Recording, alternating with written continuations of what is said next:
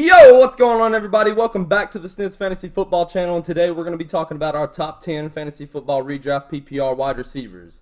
Before we get started, we're going to go ahead and say that our lists are looking pretty similar every other list, but that comes with knowledge and experience in fantasy football. So let's go ahead and get started. Austin, who do you have at number one? Yeah, at number one, I think it's a lock. We all got Michael Thomas. He had a record season last year with 149 receptions.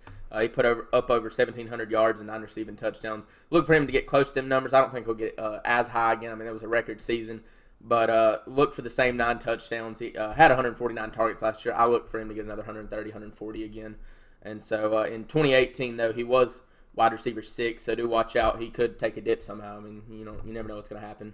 So who you got, Trent? I agree. I got Michael Thomas at number one. He averaged 11.6 yards per reception and had 17 receptions of 20-plus yards, 3 receptions of 40-plus yards, and 91 first down receptions. I mean, he's obviously he's a lock at number one. What do you got, Wood? Yeah, number one, Michael Thomas. I mean, over 40 more receptions than DeAndre Hopkins, who ranked second in most receptions last season. The addition of Emmanuel Sanders, it can create less double teams for Michael Thomas to keep running these slant routes. You already know slant route Mike. Most explosive offense, in the league. I mean, it's pretty simple here. Yeah, I agree with everybody here. Like what he said. I mean, it's just Michael Thomas is obvious number one pick here. I mean, like Austin said, I think you see slight regression, almost like CMC, just because it's going to be really hard to top the kind of numbers we saw last year. But again, no argument here. I think. Yeah, I mean, another stat to throw out there. He was second in the NFL in his catch rate at 80.1%, which I thought was just wild. The man doesn't. And even bringing in Emmanuel Sanders, I don't think is going to affect his value too much. Even think it might even help him take some defense off. Yeah, take some pressure off of him for sure. They're going to give that man the slant route. Yeah.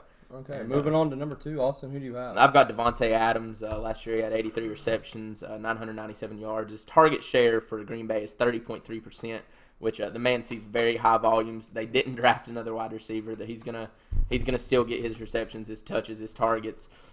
He was third in the league in receptions. Like I said, man, Matt LaFleur, being a new head coach and stuff, I don't think it'll be a problem. I agree. I got Davante Adams at number two with only 12 games played. He had 5 touchdowns, averaged 12 yards per reception, had 127 targets. I mean, the man had 12 receptions of 20-plus yards, 2 receptions 40-plus, and 44 first down receptions. He's a beast. He's going to be their go-to guy for a while. That's why I got him at number two. Yeah, like I was saying, though, with this will be his second year with Matt LaFleur, so he's going to pick it up. So I'm telling you, because he started off a little rocky last year, but after he came back from injury, he was a lot better. So he got Woody. Yeah, I completely agree. Davante Adams at number two. I mean, second year in the offense with Matt LaFleur, they're going to be more comfortable. He has a high touchdown upside. I mean, he's only scored touchdowns ever since coming in the league. I mean, expect him to lead the league in targets next season. I'm going to go ahead and say that right now. Okay. He will lead the league in targets. Yeah, I'm going to agree with the consensus here again. Davante, I mean, he missed a few games in 2019, but again, he's got probably the most opportunity out of any wide receiver in the league. I think drafting Jordan Love may have lit a fire under Aaron Rodgers to really sling it this year probably. And I mean, again, just so much opportunity for Davante. Yeah, and there's no other targets really. I mean, Alex going to catch the Alan ball. Lazard. I mean, That's one. Mario Allison. Yeah. Moving on to number three, Austin, who do you have? I've got Julio Jones.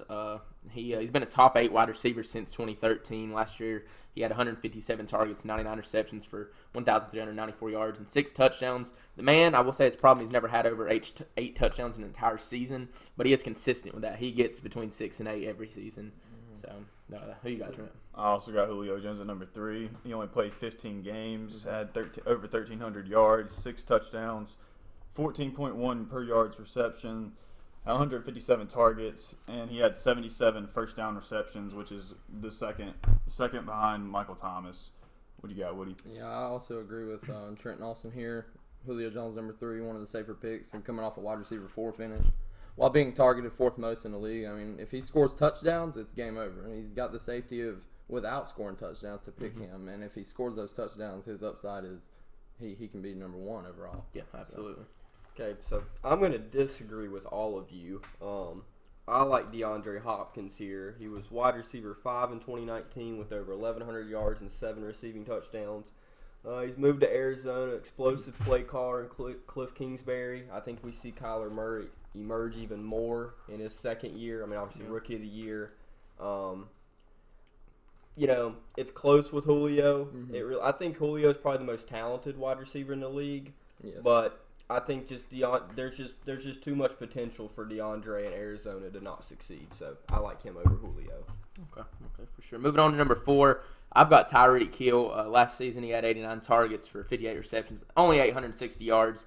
He did tackle on 7 touchdowns, though. He did miss 4 games, and the man can be inconsistent, but we all know Patrick Mahomes. He loves to get the ball down the field. He loves to throw it. Tyreek Hill is an absolute burner. They don't call him the cheetah for nothing.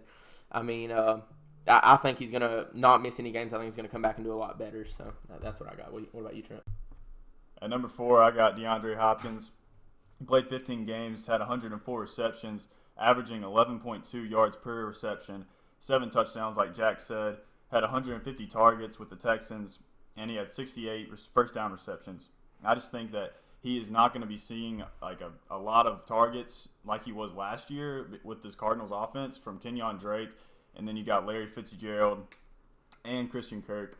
It's just there's a lot of places that they can spread the ball, and I think he's going to have a little decrease. That's why I got Julio Jones over him. I 100% agree with that, Trent. I mean, Hopkins in this system, it's his first year there. I mean, he has the double-digit touchdown upside, but we can't bank on that to pick him over Julio Jones. Who do you have at number 4? All right, at 4, I've got Julio Jones. Just like everybody else said before, I mean, he finished as wide receiver 3 in 2019. 99 receptions, almost 1,400 yards and 6 touchdowns. Consistent year in and year out. I think he's probably the most talented wide receiver. I just like DeAndre just a little bit more in Arizona with Cliff Kingsbury and Kyler Murray over Matt Ryan and Dan Quinn. Okay. Austin, who do you have at number 5? So number 5, I have DeAndre Hopkins, and the biggest reason for that is, like y'all said, the target shares. Christian Kirk last year had 108 targets. Larry Fitzgerald had 109. Kyler Murray loves to spread the ball around.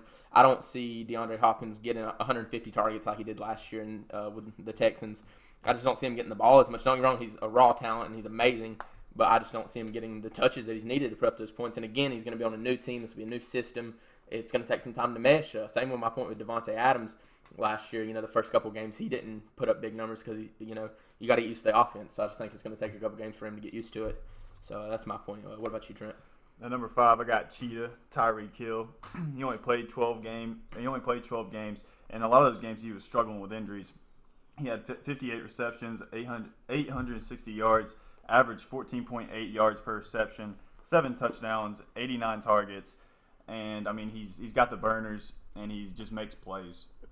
What you got, Matthew? Yeah, I agree. I mean, he's in the best offense in the league. He's Mahomes' deep bomb guy.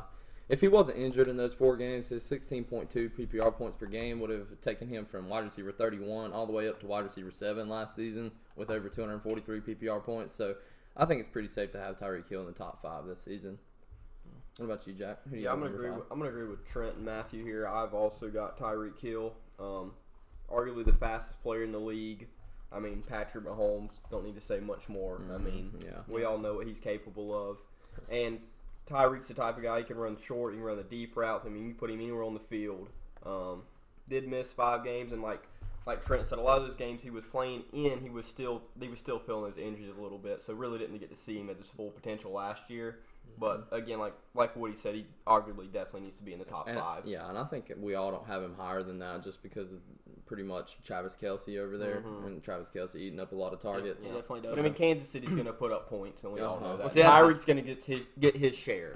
Tyreek don't need a lot of targets because a lot of his aren't short catch balls. Yeah. They're deep balls. They're getting big chunks. Big play kind of guy. Even if he does catch the ball short, he has a speed that he can burn you deep. Yeah, he can just make one cut and he's gone. So wild stat with him though is he got them 7 touchdowns with 4 games missed. Like I said, Julio never in his career has put over 8 touchdowns. So missing 4 games, he still put up 7. So I mean, the man gets you touchdowns. But moving on to number 6, I've got Chris Godwin.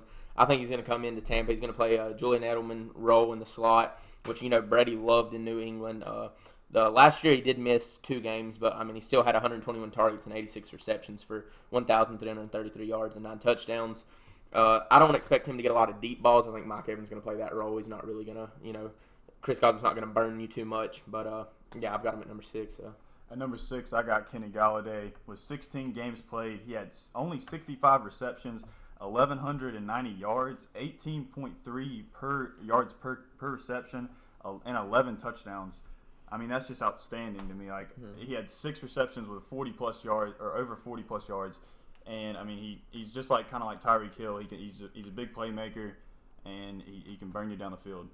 You think about the quarterback situation he had to deal with through much of the year. Yeah. Number 6, I have Chris Godwin. TB12 coming in, the GOAT, creates a lot of opportunity week in, week out for him. Facts. Like you said, Austin, he plays the same role as Julian Edelman. He ranked 2nd in PPR points per game last season while finishing as wide receiver 2. I mean, this guy was a boom player last season. He came out of round 3 of drafts, I believe, usually round 3, round 4, and he was a stud for most people. What about you, Jack? Yeah, I've also got Chris Godwin again. Came out of the bushes to come out at wide receiver 2 in 2019. I mean, over 1,300 yards and 9 touchdowns, and we all know we got a new sheriff in town in Tampa Bay. The GOAT. You guys know how I feel about Brady, but we won't get into that. Brady loves the slot. You saw Tampa Bay was the number 1 passing attack in 2019. Again, bringing Brady in, if anybody can adjust on a fly, it's going to be him. I mean, if anybody can pick up an offense quick, it's Tom Brady. So I think they'll be fine, and I think Chris Godwin's going to get his share. I think Mike Evans is going to get his share as well. I mean, I don't think they're going to hinder each other too much because they're just so explosive. They're Pro Bowl wide receivers. Yeah. So. What about Gronk, though? Gronk's going to come too. in, but also Gronk's not going to be what we used to see of Gronk, I don't believe. But Brady loved to hit Gronk in the end zone. I will expect to see a lot of 2 tight end sets out of Tampa. Yeah, they're going to use Gronk and OJ. OJ Howard's going to be in the mix as well. I agree. It's going to be fun in Tampa Bay. It is. It's gonna be nice to watch. going to be So fun. moving on to number 7, Austin, who do you have? I've got Kenny Golladay at number 7. He played a full season, so I mean that's always big. His quarterback situation last year, obviously with Matthew Stafford getting injured, wasn't good at all. But I mean last year he had 116 targets and 65 receptions. I think he could definitely catch more balls because that's honestly not the greatest percentage. But last year he put up 1,190 yards and 11 touchdowns. And like I said, with Matthew Stafford being back, he's gonna throw the ball down the field. Kenny Golladay can burn you. It's gonna be huge. So.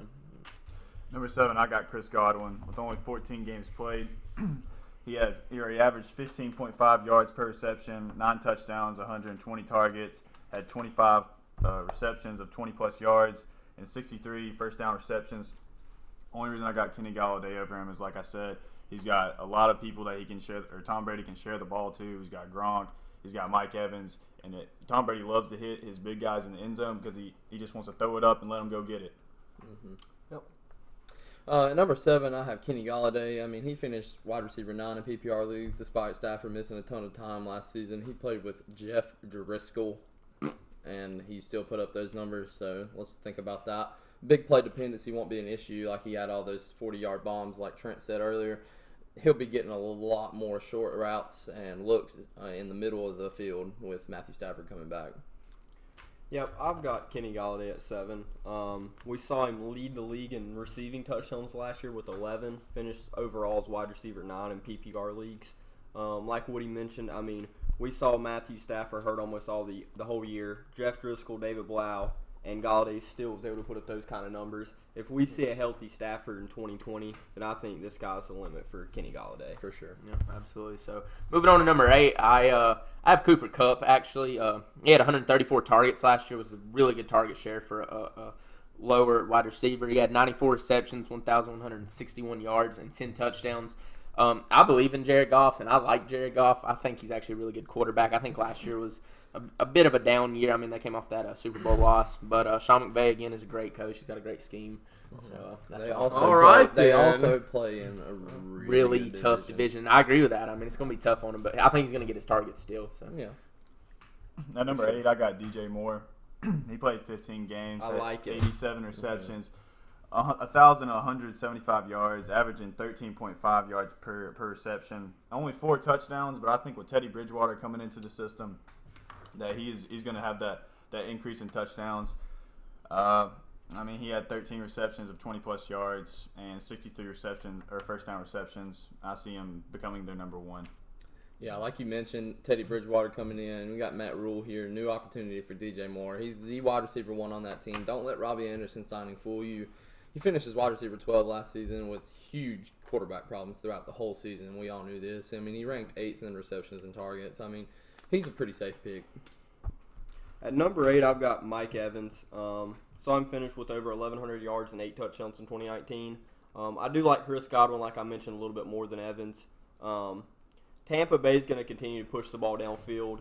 You get more big play opportunities with Mike Evans, obviously. More of a deep ball kind of guy. Again, just like Godwin a little bit more there, but Evans is still a wide receiver 1 in my opinion. Mm-hmm. Okay. Also, what you got at 9? Moving on to number 9, I've got JuJu. I love JuJu, and Big Ben is coming back off this injury. And I will say this ranking is based on Big Ben coming back and being healthy and can still be able to throw the ball. And I believe he can. But that's a risk. I mean, don't get me wrong. I have JuJu right outside of my top 10. But this is a risk you take with taking him inside the top 10. You're talking about a round 2 pick on JuJu right here. I do. ADP's in round 2, so I do. And like I said, man, he's the clear-cut option there. He only played 12 games last year, only had 70 targets for 42 receptions. Obviously, their quarterback situation was abysmal last year. But if you look back to 2018, he had 1,426 yards, 111 receptions, and 7 touchdowns. And I expect another season like that. I expect him to put up his numbers if Big Ben is healthy. Mm-hmm. And like I said, that is another big part of that 2018 success was Antonio Brown being there. They could not double team JuJu as much as they will be able to in 2020. I agree, but I believe JuJu will step into an AB role. I do. Okay. I do. You think he's as good as AB? I think he can step into that role, and he's primed to. He's very talented. You're taking a huge risk making him a wide receiver 1. Ladies and gentlemen, Austin says JuJu is Antonio Brown. No, I didn't say he was. I said he has the talent to We've got be that on record. That's fair, but I'm telling you, I think he can step up and play that role. Okay. Who do you have, Trent? I got Allen Robinson, my guy, at number 9. With 16 games played, he had 98 receptions, 1,147 yards, averaging 11.7 yards per reception, 7 touchdowns. He did have 154 targets, but I watched all those games because he was on my fantasy football team. And Mitchell Trubisky could not even get it in his general area so he can make a play on his. No, because Nick Foles is going to step into that starting quarterback because Mitchell Trubisky does not have what it takes to be an elite NFL quarterback. I know he's poop. I'm going to No, Big Ben's washed up. You don't know that. He's missed 18. An elbow injury on his throwing hand. You know he can throw that ball. An elbow injury on his throwing hand. That's tough. That's like an MLB pitcher coming off whatever. Oh, wow. Over Mitch Trubisky. All right. He's better than Mitch Trubisky, yes. All right. I'm going to go ahead and agree right here with Trent. At number 9, I have Allen Robinson, and he's one of the biggest sleepers this year. You can get Allen Robinson at the late 3rd, 4th round pick. I've seen it in every single mock draft that I've been in. Allen Robinson is a sleeper. I agree Wide with that. receiver last season with Trubisky throwing the ball. If Foles gets in there, his upside goes up so much. You're acting like Nick Foles is trash. What did Nick Foles do in Jacksonville? Good, valid point What did there. he do? Okay. What did he do in Philadelphia? He had one damn playoff run. He had one playoff run. Yeah. He had one playoff run. Name what else. Whether you want to Name what else Nick Foles has done. I don't trust Nick Foles as much as y'all do. I mean, I think he's better than Mitch Trubisky. Oh, I agree with that. But he's not above and beyond. He'll get it in their receivers' hands. I promise you that. Okay. He'll throw it better than Mitch, but he's not gonna blow us away. I promise. Okay, Jack. Who do you have at wide receiver 9? Number 9, I've got DJ Moore. Finished as wide receiver 15 in 2019. 1,175 yards, only 4 touchdowns, though. Again, had Kyle Allen at quarterback. We all know that situation. Teddy Bridgewater will be an upgrade immensely at quarterback. Obviously, DJ's improved his past 2 years in the league, so I think we'll see another jump this year. And, again, just clear-cut number 1 option in Carolina. I love DJ Moore. Okay, and then moving on to the number 10, the very final one, I've got Mike Evans. Last year only played 13 games. He had 118 targets and 67 receptions. I will say I think his targets will take a slight dip with Gronk coming in. Nothing crazy. I think he might bump down to 105 next year. He had 1,157 yards. Again, Brady coming in. That is huge. I don't think Brady can sling the ball like he could, let's say, when Randy Moss was in New England with him, and I expect him to play a sort of Randy Moss type role. I don't say Mike Evans is as good as Randy Moss, by no means, but I think he'll play that role as the deep ball guy, but I don't think Brady can sling it like he used to in his younger age. The man's getting up there, so that's why I've got him at 10. I agree with you, Austin. I got Mike Evans at 10, and he averaged 17.3 yards per reception, and he had 8 touchdowns. He also had 7 receptions of 40 yards and over. So, I mean, I think Brady's going to really look to him to run that fade route, and especially in the end zone, just throw it up to him. Mike Evans, go up and get it.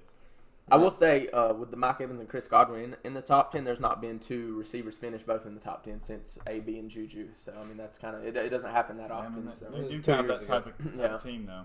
Oh, I know they do. They do for sure.